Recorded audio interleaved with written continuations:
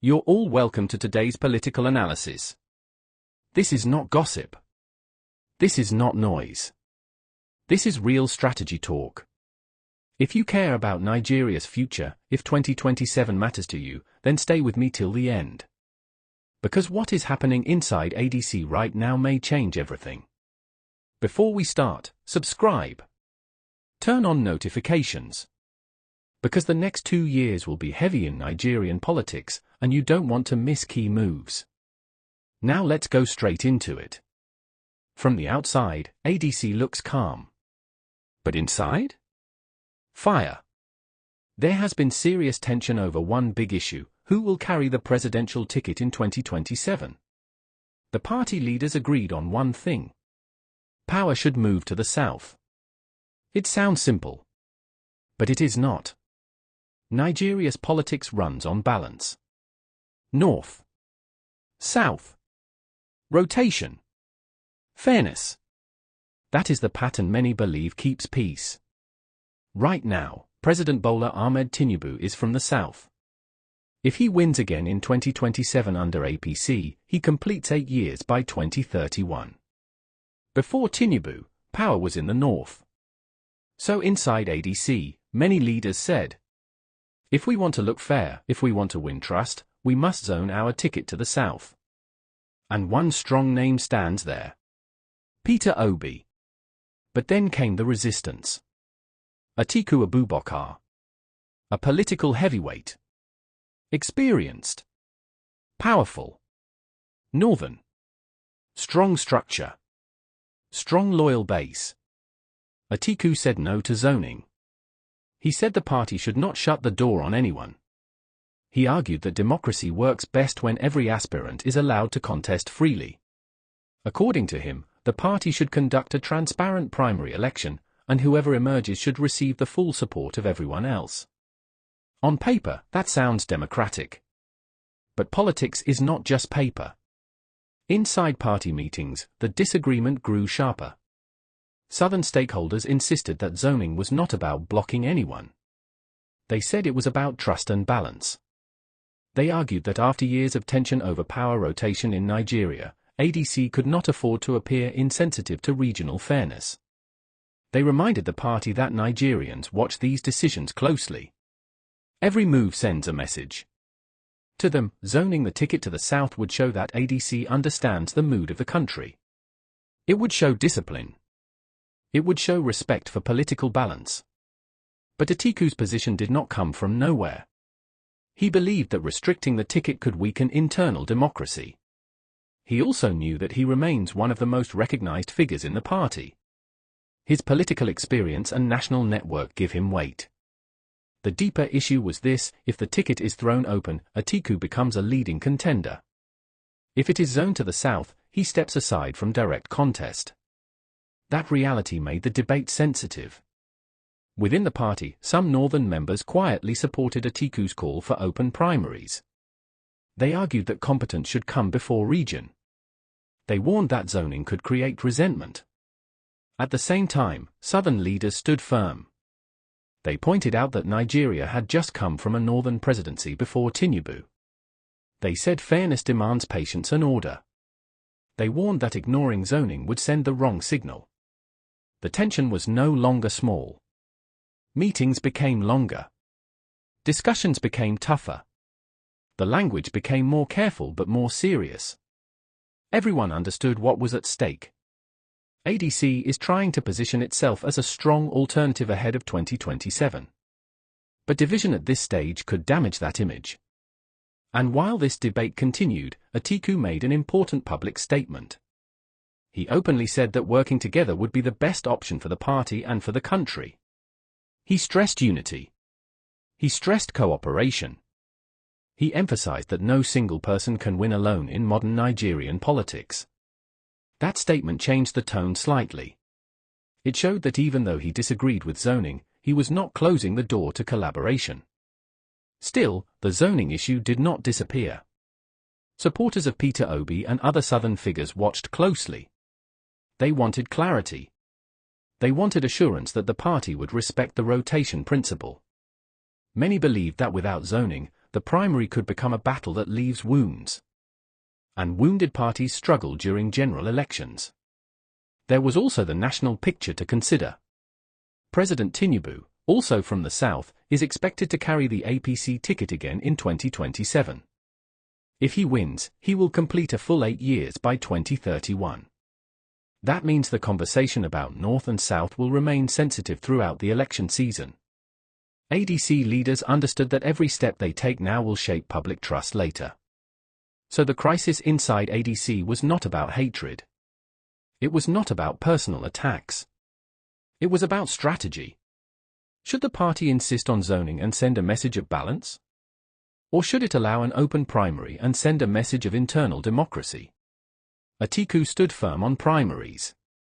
Southern leaders stood firm on zoning. And as weeks passed, one truth became clear: this decision would define the future of ADC before 2027 even begins. As the debate continued inside ADC, the conversation moved beyond emotion and into hard political calculation. The disagreement over zoning was no longer just a party matter. It became a national discussion point. Political observers, party elders, and stakeholders began to weigh the consequences of every possible decision. Atiku Abubakar maintained his public stance that internal democracy must not be sacrificed.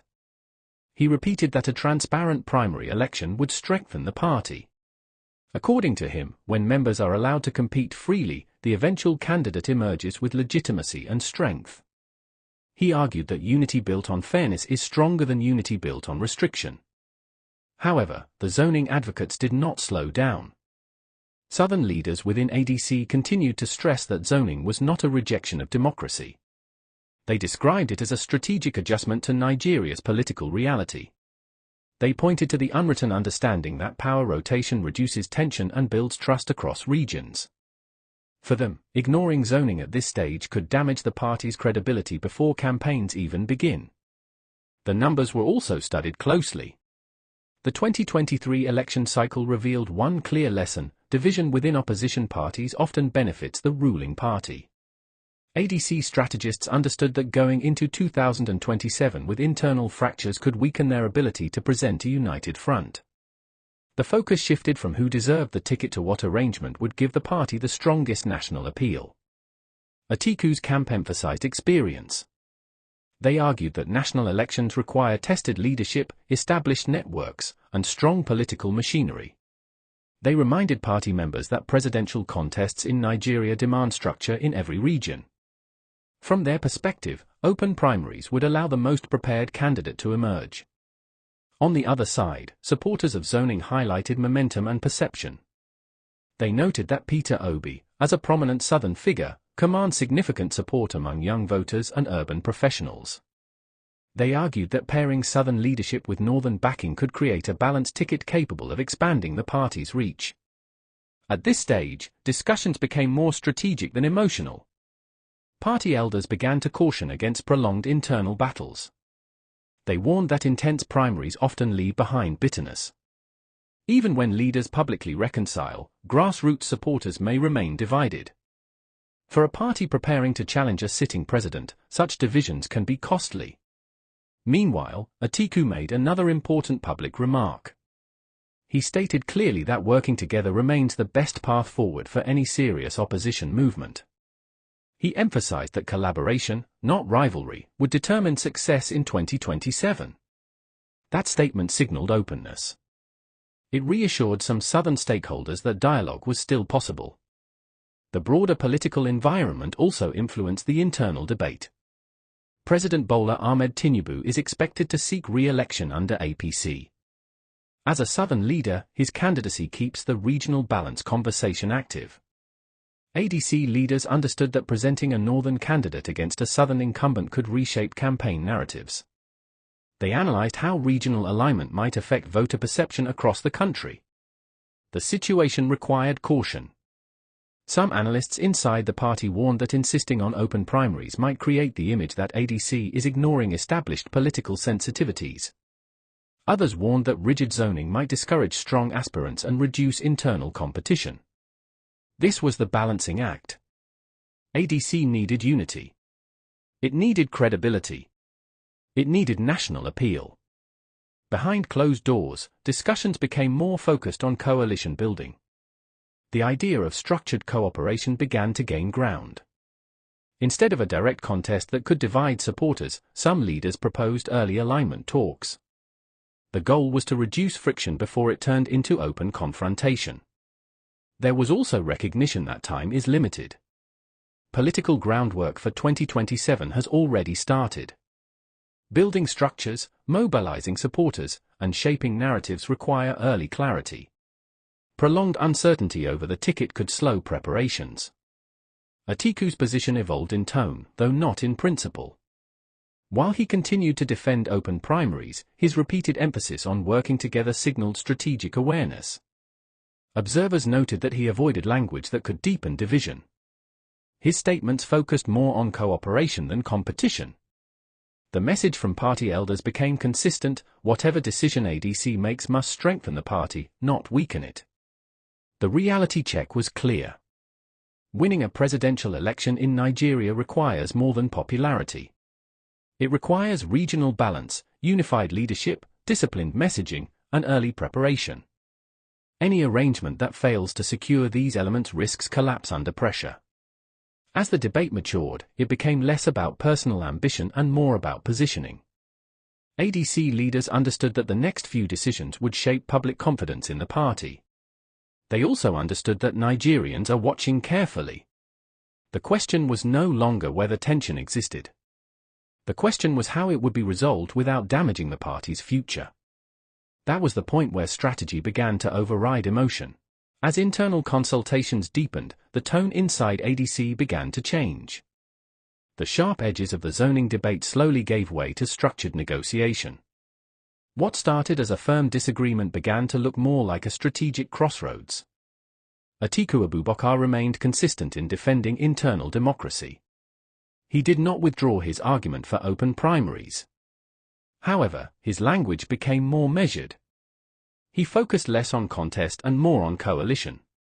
His repeated public statement that working together is the best option started to carry more weight within party circles. That shift in tone did not happen by accident. Senior figures within the party reportedly intensified consultations. The message was simple: unity must come before ambition. They reminded all stakeholders that presidential elections are not won by individuals alone. They are won by alliances, coordination, and disciplined support structures across regions. The pressure was not personal. It was political. ADC strategic planners conducted assessments of regional voting patterns, public sentiment, and party growth potential. The findings were clear. For the party to present a strong national challenge in 2027, it would need a ticket that reflects balance and reduces internal friction early. Atiku understood this calculation. He has been active in national politics for decades. He knows that perception shapes momentum. He also knows that prolonged internal conflict can weaken a party before the general election campaign even begins. While he did not abandon his position on open primaries, he began emphasizing consensus. He spoke more about building a united platform. He framed the discussion around defeating complacency, not defeating colleagues within the party. That distinction mattered. Southern stakeholders also softened their tone. Instead of framing the debate as resistance to Atiku, they focused on strategic alignment. They argued that presenting a Southern presidential candidate with strong Northern backing could broaden the party's national acceptance. Peter Obi's name continued to feature in discussions. His support base, particularly among younger voters and urban communities, remained a key factor in strategic planning. Within the party, there was growing recognition that combining Southern momentum with Northern political experience could create a powerful alliance. At this stage, conversation shifted from who should step down to how can we align early. Reports from within the party suggested that early alignment talks were encouraged to prevent a bruising primary contest. The goal was not to silence competition but to manage it carefully. Leaders feared that a highly contested primary could divide supporters in ways that might not fully heal before the general election. Atiku's acknowledgement that working together is the best option became the foundation for compromise discussions. He recognized that insisting on a prolonged internal battle could weaken the party's public image. He also recognized that coalition politics often requires flexibility. Strategic withdrawal from confrontation is not necessarily defeat. In many cases, it is positioning. The broader national environment also played a role. President Bola Ahmed Tinubu is expected to seek re-election. Facing an incumbent president requires more than internal strength. It requires disciplined messaging and visible unity. ADC leaders understood that Nigerians looking for alternatives would evaluate not only policies but also stability within the party. The moment of shift, therefore, was not dramatic. There was no sudden announcement. It was gradual. It was calculated. Atiku's communication style reflected this evolution. His statement stressed collaboration over rivalry. He highlighted the importance of bringing different regions together. He avoided language that could be interpreted as confrontational toward southern leaders. Party elders interpreted this as strategic maturity. Inside ADC, the understanding began to solidify. The path to 2027 would require shared leadership. It would require negotiation. It would require compromise. The conversation was no longer framed as zoning versus democracy. It became a broader discussion about electability, perception, and national cohesion. Leaders began focusing on building structures in both North and South simultaneously, preparing for a unified campaign architecture. Atiku's decision to lean toward cooperation was not a surrender of influence. Instead, it positioned him as a key figure in shaping the alliance. Supporting a consensus direction does not erase political relevance. In many cases, it strengthens it. By aligning with the idea of working together, he preserved unity while maintaining his stature within the party. That was the turning point. The internal tension did not disappear overnight, but it was redirected. Energy that had been spent on internal debate began shifting toward external strategy. Messaging became more coordinated. Consultations expanded beyond aspirants to include regional mobilizers and policy advisors. The shift signaled one clear message: ADC intends to approach 2027 as a coordinated force, not a divided platform. Atiku's public commitment to cooperation became the bridge between competing positions. It allowed room for negotiation without humiliation. It allowed room for alliance without open defeat. And in politics, such calculated adjustment often defines survival. That is how the moment evolved, not through noise, but through strategy.